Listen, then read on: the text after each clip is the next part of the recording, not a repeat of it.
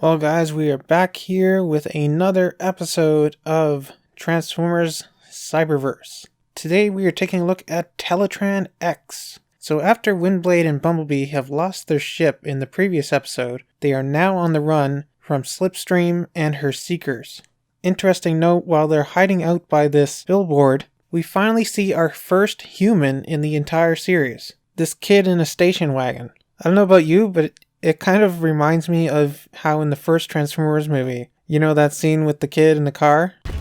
Cool, Mom! I want to see that movie!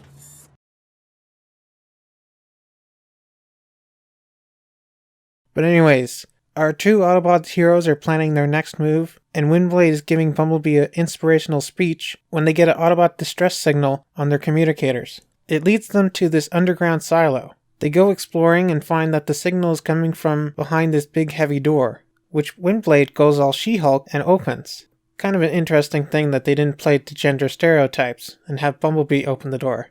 Well, it turns out the distress signal was coming from Teletraan X, the backup memory module for Teletraan 1. He kind of reminds me of one of those personality cores from Portal. But anyways, it turns out it was all a trap set by Slipstream and her Seekers. In order to try and get Bumblebee to comply, and get Teletraan X to tell them where the Ark is, Slipstream has Thundercracker tase Windblade, but when he tases Bumblebee, that triggers Teletraan X to go into attack mode. Now another point of interest here, we clearly see it was Thundercracker that tased Bumblebee, but when Teletraan X hits him, it is not Thundercracker, it is actually Nova Storm. Now I suppose for the 2 seconds that Teletraan X was talking, they could have swapped places very quickly, but it does seem to be an animation error to me. Now to cut to the chase, Bumblebee, Windblade, and Teletraan X get to the exit, but Slipstream and her Seekers are in hot pursuit. And in order to allow Bumblebee and Teletraan X to escape, Windblade stays behind to keep the Seekers busy.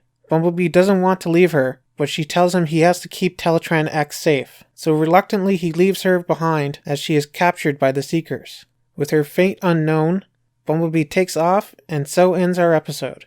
Another great episode of Cyberverse. I don't think it quite beats McAdams, but it's still really good. And despite what is probably an animation error, I think the animation is actually improving overall. It could just be these last few episodes, but I think they've improved the lighting.